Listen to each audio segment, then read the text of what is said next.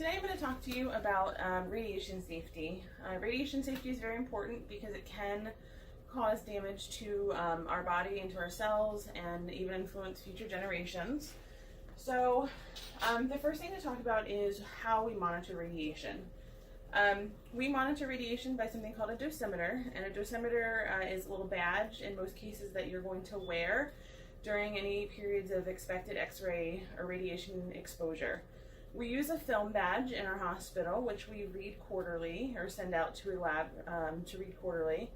These clip on to the outside of your gown at thyroid level when you're in X-ray exposure, and they're only worn by the person whose name is on the badge, and you want to keep them protected from strong chemicals, UV light. You don't want to leave them in the X-ray room when you're not being exposed, so you don't want to leave them clipped to the gown when the gown's being hung up. We send these out to a third-party company who reads them out quarterly, and we get back a report for each person that has a badge, and this report will let us know if any of us have had any exposure, and this is how we track if we're getting close to our 5,000 millirems, which is our maximum permissible dose. And our last quarterly readout was done in April. And for this readout, no one is anywhere near close for the, current yearly or lifetime dose in our hospital. I'm going to bring this closer and see if you can see this. And it does do readings for deep, eye, and shallow for all three of those categories for current, yearly, and lifetime dose. These readings should follow you throughout any of your radiation exposure. So if you choose to change careers or hospitals, those readings should follow you, and those quantitative amounts should follow you throughout. Okay. My reading was at 0 if you couldn't read that, so I've had no exposure, no lifetime exposure. That means I haven't held and been exposed to radiation, which is a good thing. So now that we know how we measure our radiation exposure, we're going to talk about how to protect ourselves from radiation exposure. The first thing you can see is I have a gown on, an apron, which is a lead-lined apron. The next thing is we have thyroid collars. Everyone that's in the X-ray during active radiation should have a thyroid collar on. That goes on just like that. I'm going to clip my badge on.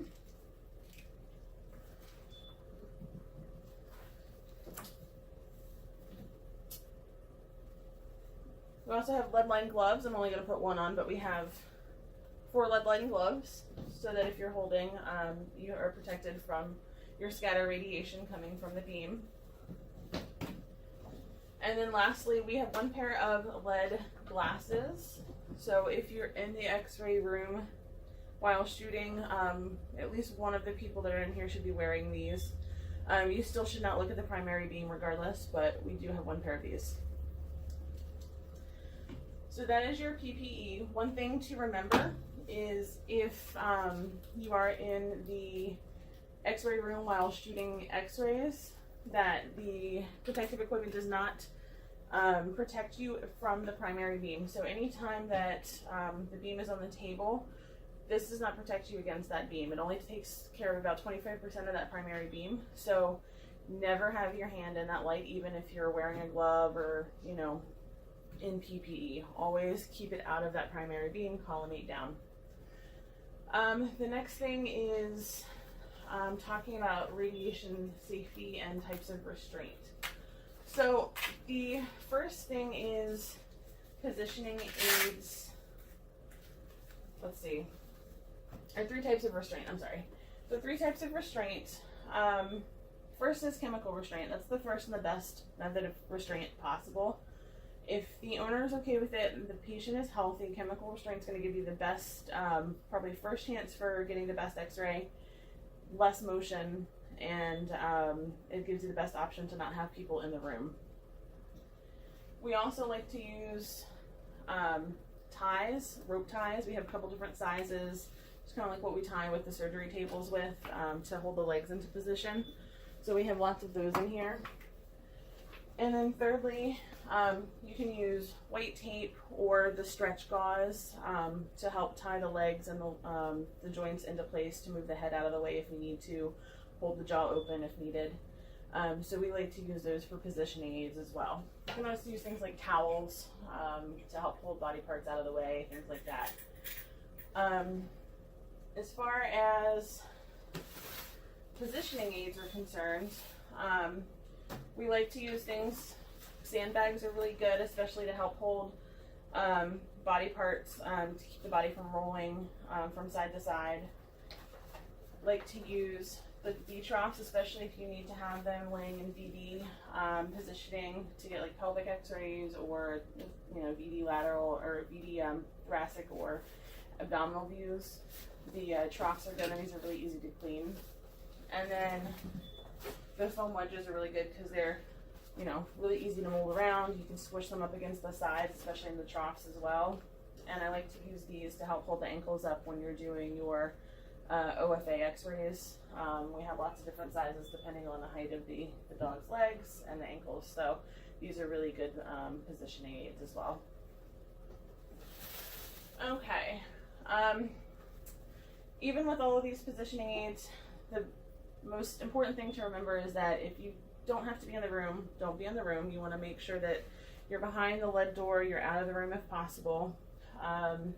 We actually don't even have a foot pedal. Our pedal is outside of the room to minimize the risk of anyone being in the room that's not necessary. No one under the age of 18 is allowed to take x-rays, and that's because of the higher risk of any kind of defects coming from radiation exposure. Anyone that's pregnant should tell their boss and is not allowed to take x-rays as well for the same reasons. And you want to just maximize your distance from your x-ray beam and your x-ray exposure, and try to get the x-ray done the first time with the least exposures possible for both you and for the patient. And I think that concludes our radiation talk today. Okay, so the first step is we're going to go into the patient's record here, and this is our patient. And I'm going to make him active in the computer, and I know he's active because up here it says his name. And in medical records, I'm going to pull it up, and I'm going to go to this drop-down menu, and it's going to be under a work list entry. And what a work list entry is going to let me do when I add an item is it's going to let me, under modality, is add a digital radiography request for today's date, and provider name I'm going to change for the doctor. I can't change any of the other information as far as the signalment for the dog. That's all put in here because that's his patient's file in the computer. And then what this is going to do is I'm going to hit save. Okay. So his first name is Luke, his last name is Ryan, so I'm going to scroll down to the R's.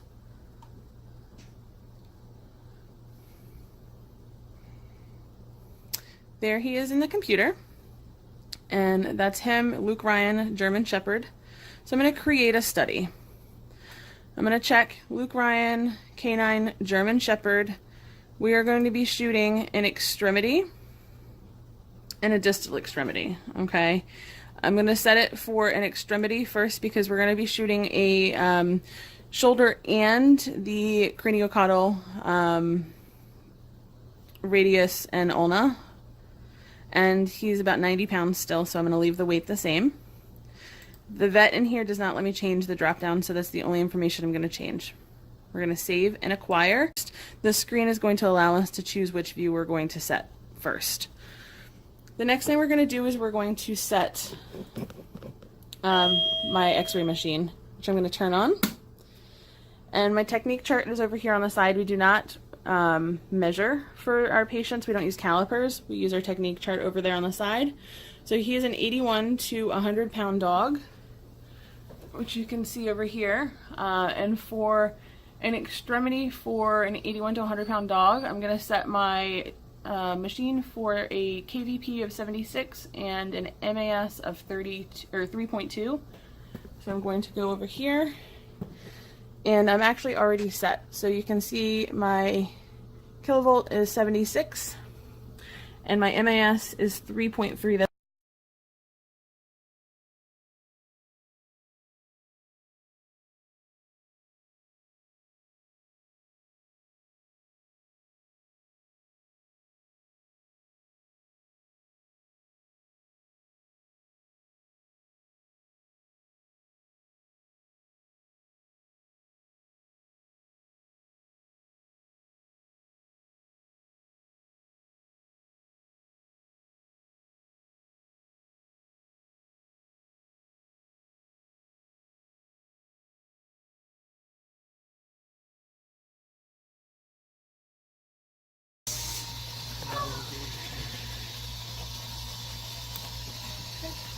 Good. Okay, so that x-ray is good. So did we get the elbow in that view too? Okay, so we got the elbow, so we completed both of those in the same x-ray, so we don't have to shoot any more for that. So that concludes that view. Just wanted to go over and review the x-ray, the craniocaudal extremity x-ray here. So we have our marker in view. We have our beam centered over the long bone of interest here. We've gone above and below for the joint here. We've gotten those two joints in the view, which is what we want. The biggest critique I'd have for this, and it was purely because of the size, is that normally you'd have the head and any other things in the view out and pulled off to the side or more back out of the view. He was like 120 pounds of sedated large dog weight, and with the size of our table, it was very difficult to get him out of the view without having someone else in the x-ray room to hold him, which the purpose of sedation is to not have someone in the room. So we ended up having to have a sandbag and some troughs to help hold his head out of the way, but unfortunately this did get into the view.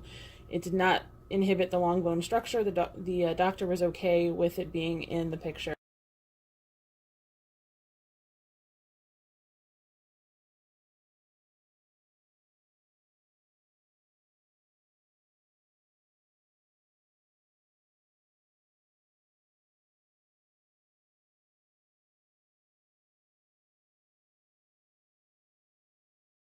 I changed my setting on the computer to show that we're shooting thorax and a VD. And then I also want to check to make sure that my x-ray machine is set for the appropriate KVP and MAS. So if you look at our technique chart again, for cats, since we don't use calipers, I'm going to lower it a little bit to 70 KVP, but leave the MAS the same. So when I go over here, I'm just going to go to the minor KVP. I'm going to just lower it a little bit. Didn't quite reach it, so I'm going to adjust my settings a little bit. There we go. Okay, so we're ready to shoot. Let's move in here. Okay, just make sure his vitals are good. He's breathing nicely. Okay. All right, so we are going to put him on his back.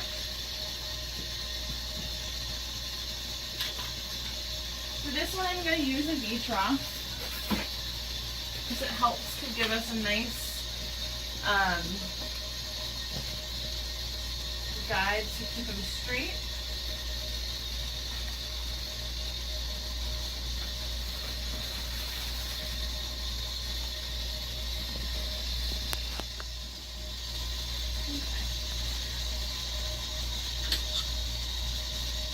Alright, so we're going to put him in the x-ray beam here.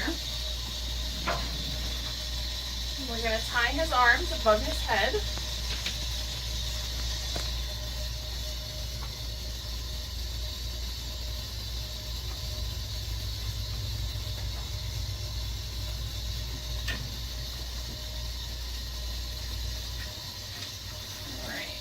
Our goal for this x-ray is chest, so we want to make sure we include the entire thoracic cavity. And we want to stop down at the base of the chest. So we want to get from here to here, okay? We don't need to include all the abdomen, even though he's a small cat. We could get, you know, a good portion of the abdomen included as well, but we want to minimize as much of that radiation exposure as we can. And we want to provide as much detail as we can. So we want to collimate down.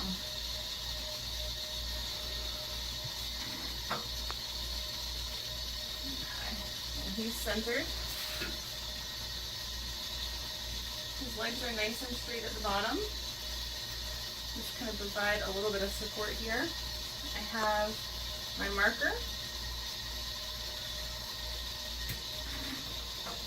Okay, let's go shoot.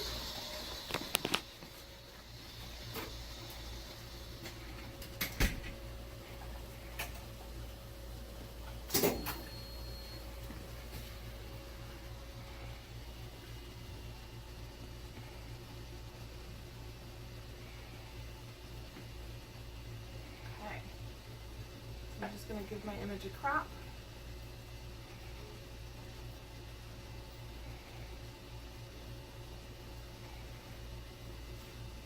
Perfect. And there is your VD thoracic view. Okay, so I just wanted to take a second and go over the VD thoracic x-ray that we took, just to go over a couple of the landmarks as well for this view.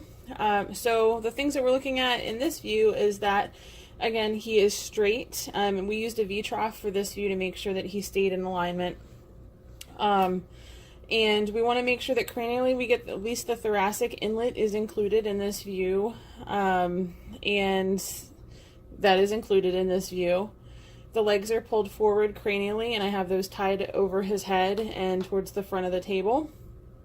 And we want to make sure that we are getting at least the first lumbar vertebrae included in this view, and that's going to help us include the entire thoracic cavity in the view here so that we're not cutting off too short. We want to include the view when we're taking it. We want to make sure it's on inhalation if possible so that the lungs are expanded.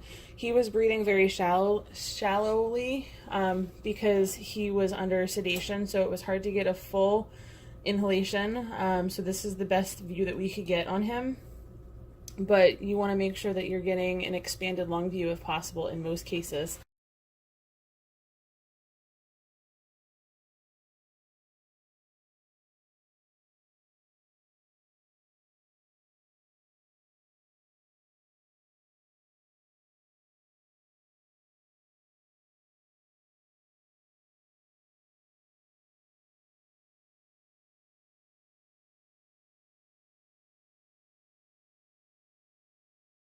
To go ahead and film our VD pelvis now. So I'm going to start by tying our patient's front limbs so that he can stay straight.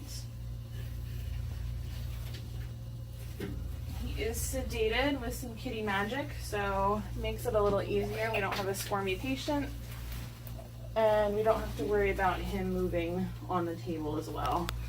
So that means that we don't have to restrain him.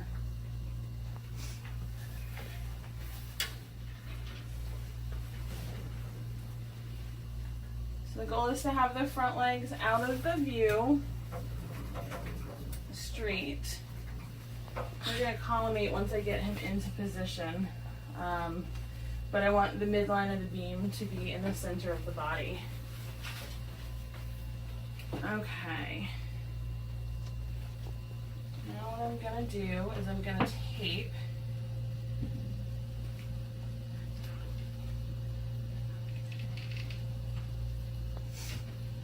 this part. I might need a second set of hands.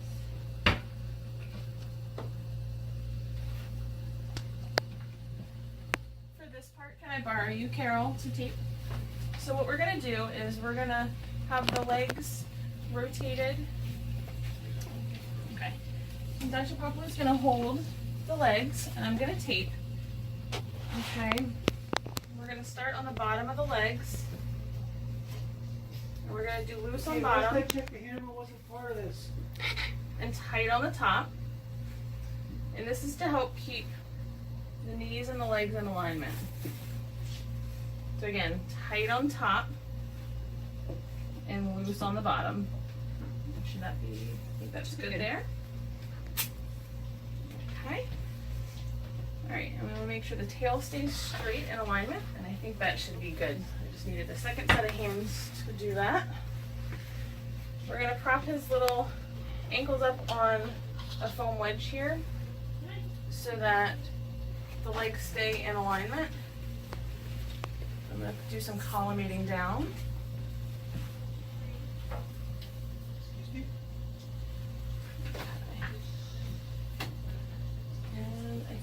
we are all set.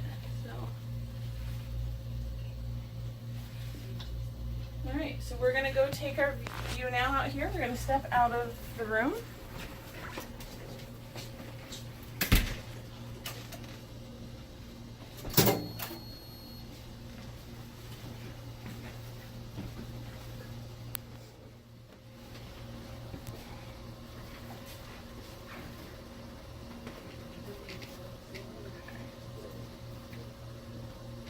Crop this image a little bit.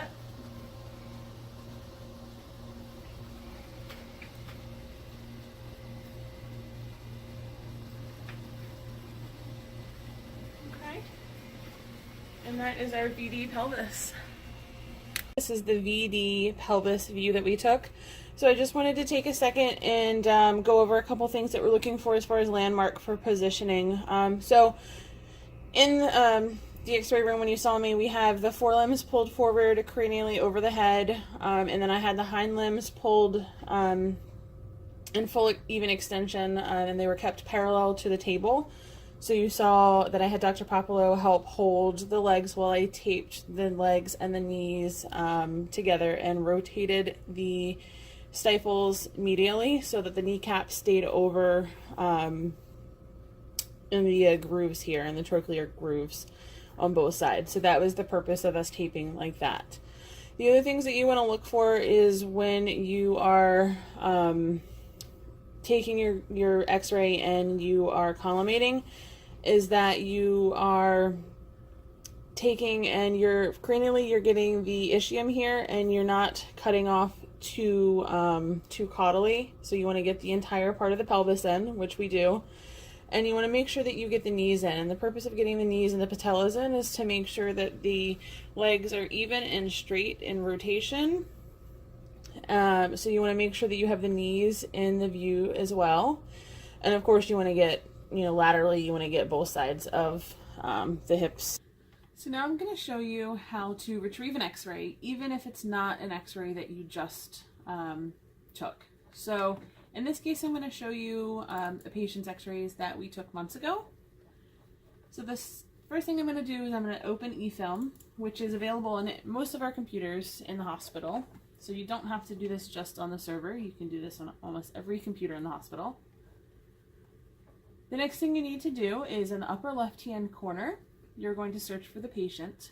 In this case, I'm going to search by the pet's name. So I'm going to type in her name. And I'm going to click search. Now because I'm searching by first name, it's going to pull up anyone's name, anyone's x-rays that falls under that search criteria. So it's going to pull up all the patients named Luna. But it does tell me the last name, and it does tell me the date and the study, so I can narrow it down, or I could search by last name. I'm going to select the patient.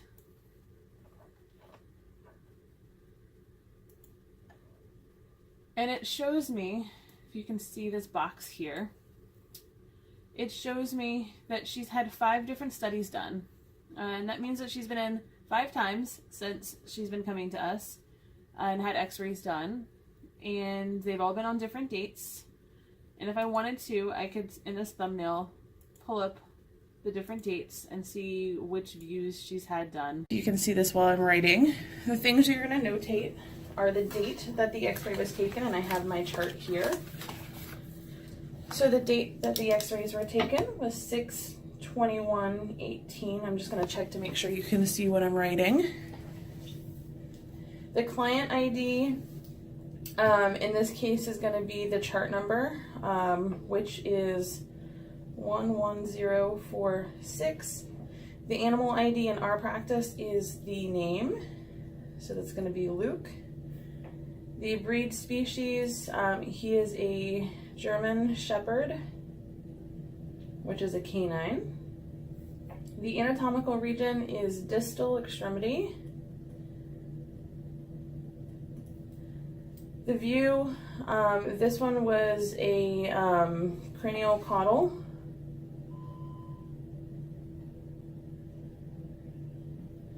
Measurement, we don't measure in our clinic, we use a predetermined chart. So I'm going to put NA on this. KVP we used was 76.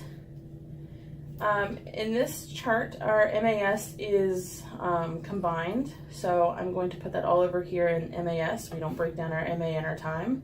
So our MAS was 3.2. We are going to keep this x-ray, and for comment, I'm just going to initial because I want everyone to know that I was the one that took that. Once the x-rays are done, I just notate in here what views we took.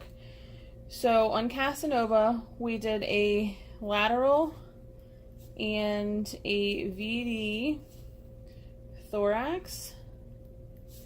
We did a lateral and a VD abdomen.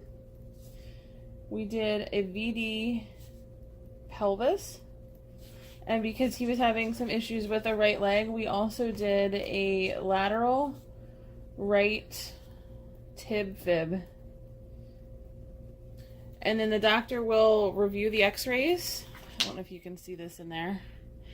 After the doctor did the x-ray, or has reviewed the x-rays that we took, she will then notate underneath of here what she's seen. I'm going to show you how to import a alternative medical imaging report.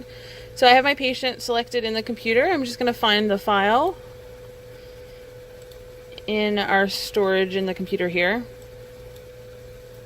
This one's an ultrasound report from yesterday.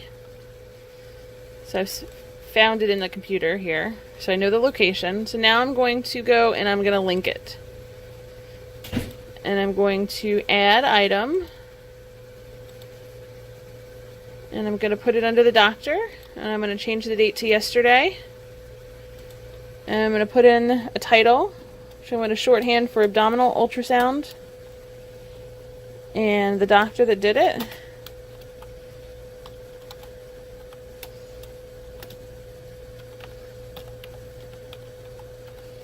It's Dr. Pelucio. And I'm going to add a file. Alright. Just my ultrasound report.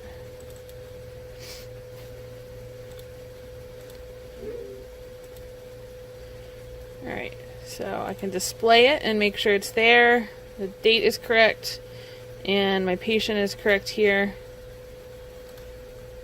So now I'm going to save it. And that's linking or saving an alternative imaging document.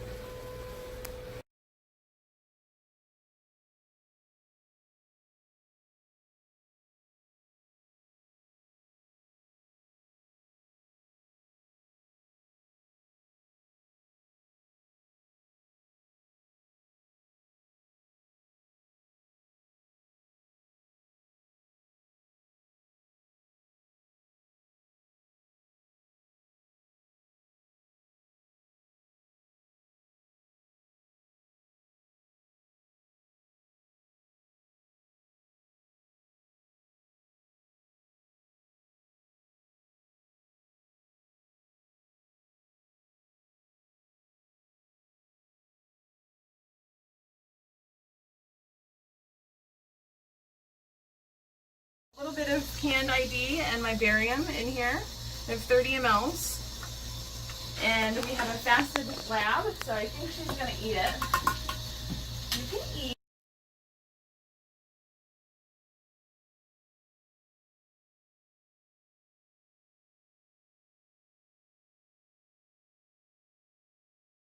I'm Dr. Mark Gustafson.